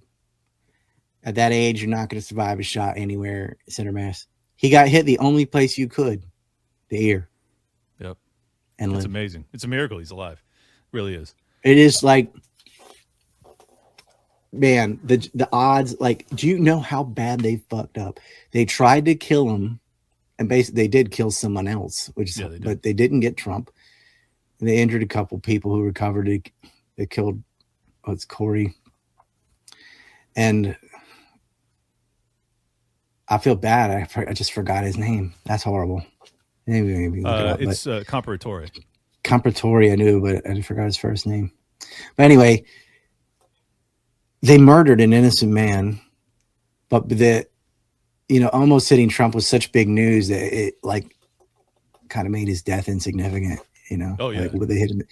It's a weird thing, but Trump would add more impact on more people. I get why and everything, but you tried to kill the president and you messed up. Then you tried again. Who loses the most if Trump's killed? Or if Trump lives? I mean, who loses the most if Trump isn't killed, I should say?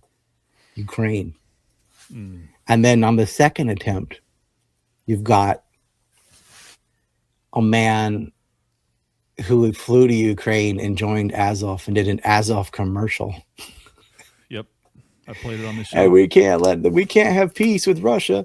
Just let them all die. Just using Ukraine as a crash test dummy and throwing it into the meat grinder. Just smack it against the wall. And Predictable outcomes. This guy is posting online saying, in Farsi or whatever language, and he's saying like, I can get you passports from the consulate in in Afghanistan or whatever to come and fight in Ukraine in the Foreign Legion. Like this dude is obviously fucking state backed, obviously, in my opinion. So Or he's Yeah, anointed. it was absolutely one of these mush brain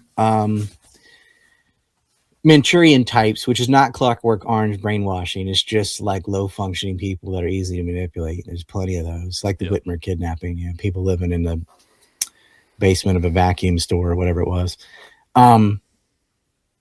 They needed an expendable to kill Trump, and it didn't work. They missed on both accords. They never, got the second shot off, but it was very close in Pennsylvania. And I would look at Shapiro, the governor of Pennsylvania, and I would look into those police forces there too in Butler, because I don't think incompetence the chain of fuck ups, Yep. even for government, is too much. Yeah, It well, was particularly the Secret intentional, and the plausible deniability is we all suck at our jobs. No, I know. It just screams malice because it's so bad. I mean, like if it's a drone or something like that, you He had a drone. He No, I did know. recon with a drone. I know. But I'm just saying, if they tried something novel, then I could be like, all right, we weren't prepared for that. Like that might be plausible. Yeah, he deniability. popped up out of the ground. And Right. bang. Something. He made something a wild. hidden hole or something. Yeah, like something wild. But that's not what happened. He is in the spot you would be looking if you're expecting, or if you're trying to prevent a sniper attack. And they have fucking counter sniper teams up there, and they don't stop it. There's people that knew and were involved in assisting him. In my opinion, I just don't know how you read it any other direction. What I It find was fascinating, Daily Plaza, man. Like Yeah. it was. Here's where he'll be. Here's where you'll be. But they wanted to blow his head off on TV. that's what I think too. They wanted to be they wanted to see it, and they wanted to be able to see it over and over again. So they're like, take the headshot. Yep. Well, I And think because of that immigration list, when he turned his head, right, man, it's fucking. imagine that's what saves him. How It's much that unbelievable. burns. Well, How much that burns the TDS people. But and I'll tell you, I think, he's gonna get revenge. And why some low hanging fruit for Trump? One, investigate your assassination. yeah, Two, that's what I'm saying. explain the Nord Stream pipeline bombing, because that was Biden. It's so easy, man. But what I find fascinating, and maybe you and maybe, I should be advisors on the Trump team. well, on these fronts, Can absolutely. you imagine if I got to talk to, like, let me tell you some things. Oh, I would love that. I would love that opportunity. So I'm curious what your thoughts are. Is Trump just biding his time before he actually really unleashes the hounds? Was he just waiting for the confirmation process before he starts to go like, hey, I have a pretty good idea who took a fucking multiple attempts on my life, and I'm coming for you? Because he had to get rid of silent. Christopher Wray, right? Yeah, You well, can't no make any shit. moves until, man, that guy. Yeah. Everyone should watch The Biden Crime Family. It's free. It's on the website, and you can learn all about Christopher Wray and all these people. And it's a lot worse than just Burisma in Ukraine. That is a criminal organization, and the FBI director was part of it. I mean, they were profiteering off Rosneft, King and Spalding, $21 million. The guy is an absolute fucking crook. You saw a little bit of the ring exposed with FTX, with Sam Bankman fraud. That's what I could call them. Mm-hmm. They were using Ukraine as a conduit to finance the DNC. Christopher Wray had to go. Trump was an idiot to keep him last time. Yes, he was. The guy's working against you. He investigated you. Yep. So he really couldn't make the big moves. Not just that Patel is in, but that Wray is out. You got to get rid of him. And it's not like first day when they're like, we're going to do this in 24 hours. That's just New York hyperbole. It just means quickly. That's what it means. No, of course. He's got to get in, and he's got to get his staff in, and give that a few days at least. Yep. Then they can start the ball rolling. But So- man, the ball already started rolling on USAID, but they're ignoring a lot of his orders. Like, for example, he said, no more immigrant hotels.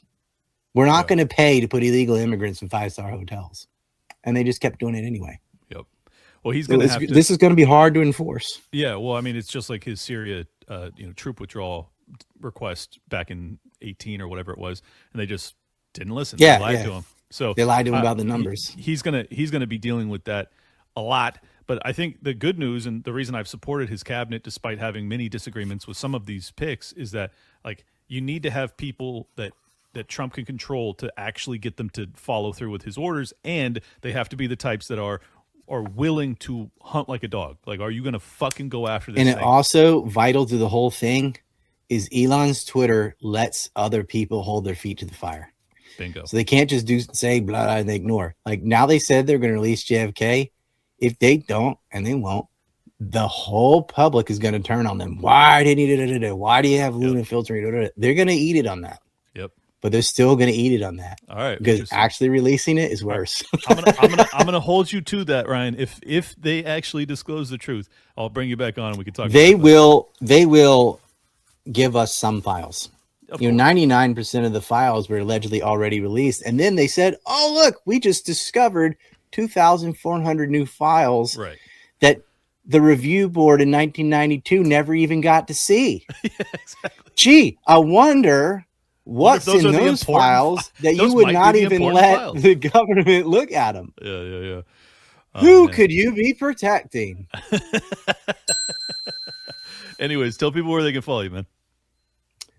I'm Rye Liberty on the X platform, and I'm RyanDawson.org on Substack, and I have a Telegram, but I warn you, like it's absolute free speech in my Telegram, so I disavow. Like, I'm not responsible. I'm only responsible for what I post. Put it that way, but that's fair. okay. But we have a Telegram, so Rye Liberty on X, RyanDawson.org on Substack, and then I have a website, the ANC report. So that's the anti-neocon. Yep. And antineocon.com. That's our shop, which we can get that Epstein map, that NUMEC map, the Biden crime state map, the Anthrax 9/11 timeline, all those goodies. We even have an Epstein hoodie. I'm frustrated. Like, here is the fucking list. It doesn't matter. It doesn't matter. And I'm like, I can sit here and with each name and tell you how we know. It would take like 10 hours, but pick 15 names, we'll go over those names, whatever. I put page 1 up on Twitter. I don't know. It's weirdest thing. Like, you can figure something out, but until you have the reach, how do you reach the public with this information? It's like, who are you? What do you know? Like, well, I'll tell you. Yeah. It doesn't matter who I am. Oh, I know. If what I'm saying makes sense, like if I can say, here in this court file, when this victim says da da da da da, and that's collaborated by the chef and so and so and so and so, that this person was there raping kids. And in this lawsuit, it says that I'm showing you the primary sources of why I'm saying what I'm saying. So who I am doesn't matter. What I'm saying is verifiable. And you say, oh yeah, that person was involved with Epstein. Yeah, duh. That's how you get the list. And I'm willing to sit down and back up everything I've said. I would be sued into oblivion if I was wrong. I put it on a fucking shirt, like exactly, I'm publicly calling out billionaires and calling them rapists. Well, look, because they are. I'll tell you, this is the challenge that we have is that, most people expect the truth to filter down to them from the New York Times, from the Washington Post. And if it doesn't come from that avenue, then they're not going to take it seriously. On the right now, an authoritative figure that might be able to move the needle would be someone like Tucker Carlson. Like, maybe if he were to, he could do as like, talk to me or leave me out of it. Just say, yeah, here's the info. I'll do it anonymously, whatever. Right. It's frustrating. Like, we ought to just say, look what WikiLeaks came up with, and like give them credit. Then they listen to it. It's WikiLeaks, like, oh, they shot civilians in Iraq. No shit,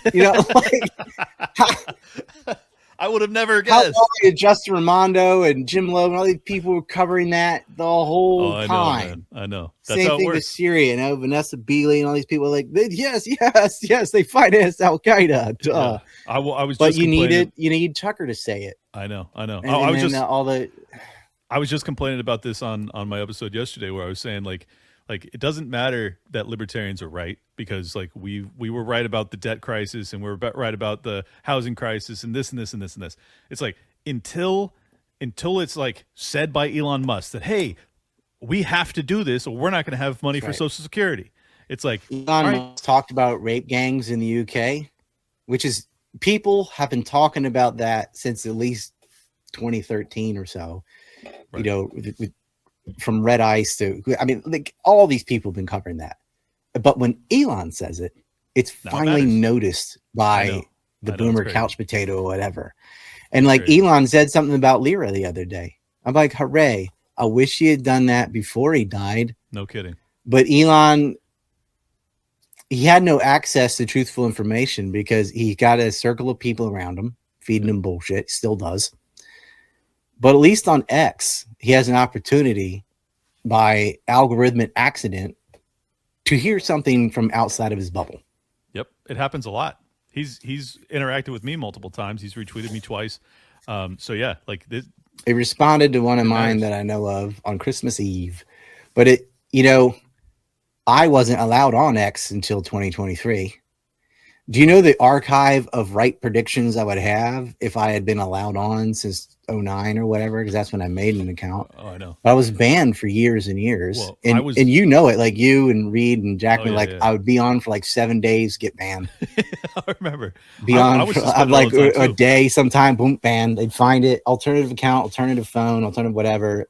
You know, I got dedicated haters that do not want me to reach the public. And even now I've learned there's stuff you just can't say. You have to self-censor. And it was a hard decision for me because I'm like, well, I cannot go back to having no access at all again because it really didn't matter if I'm right. No one will know. So I just talk about the things you can talk about and say, hey, come to ANC report. And there are always going to be stories there that I will never put on Twitter. Because I'd lose my account again. I was suspended even during the Elon regime. Get this, I was suspended October 1st before October 7th. They suspended my account so that I couldn't say anything or react to that. Whoa, that's interesting timing. Mm-hmm. Interesting time. Well, look, I was and almost no one, you barely ever get suspended anymore. And it's not like I'm not promoting violence or doing any of that stuff, you know. It was very rare to get suspended. And I didn't know October 7th was coming, but they didn't know that I didn't know that. They're like, get rid of him just in case. You know? Well, I dealt with a very similar thing in 2020. My track record, had I not been auto deleting, so I set up an app to auto delete my tweets after 7 days or 30 days because I knew that I would be nuked from Twitter. So my account survived that period strictly because I deleted everything. That probably helped. Yeah. No, absolutely. I would have been gone. But like, it sucks because now my track record of being right about Wuhan, being right about eco health, being right about all this shit that the lockdown era, because that's what really was on your show, at least, you know, like you were saying it. And the thing is, they erased my YouTube and Vimeo and all that too, so all that got wiped out. Now it exists. I deleted my whole YouTube too because censored or whatever. Yeah, well, you should just make it private and then make all the videos private.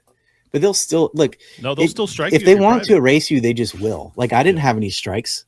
I didn't get 2 strikes. I didn't get any strikes. They just terminated my account, and then they terminated my babysitter's account. They terminated my They just make the rules up as they go along. They're like, oh, I'll wait till I get 2 strikes and then shut up. No, you're supposed to get a warning and then 3 strikes. Right. I didn't have even a warning. I didn't have a strike on anything.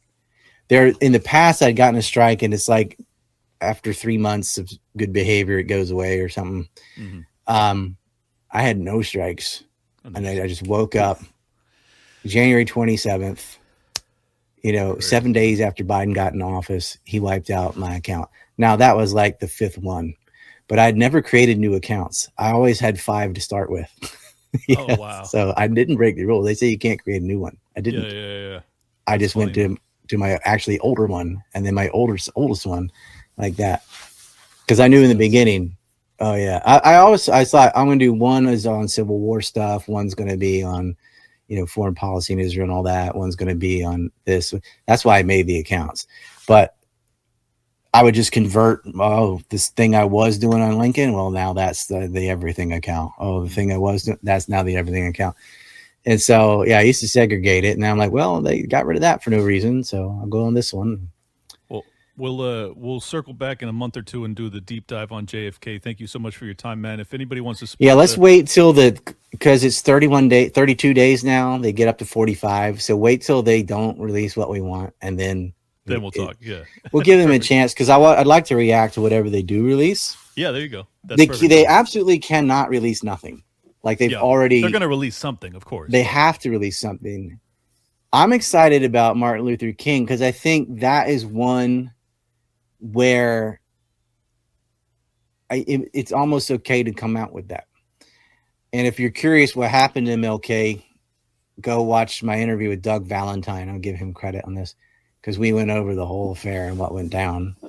And it wasn't James Earl Ray. Well, not by himself. Mm-hmm. Yeah. Well, I'm tempted to get into it, but no, don't. That's one I think that is doable. Are they going to tell you things Caesar shot RFK? No, they can't. Are they going to tell you what happened to JFK? Like, even more important, why they killed JFK? Because it was not the Bay of Pigs and it wasn't Vietnam. No, that ain't happening. Yeah, it is Demona. Yeah, figured. Yeah. All right, man. Well, thank you so much again, dude. If anybody wants to support the show, please do, subscribe, share it around. Obviously, this is an episode that may or may not last long on my normal platforms, but you guys can always check it out on the audio versions, Apple Podcasts, Spotify. Just search for Liberty Lockdown. And last but not least, if you want to support my work, subscribe at Liberty Lock Pod on X. I'll follow you back. We're out of here. Peace. Welcome to Liberty Lockdown. Please scan your barcode. Your liberty ain't gone, but yeah, it's on hold. Where did it come from and where did it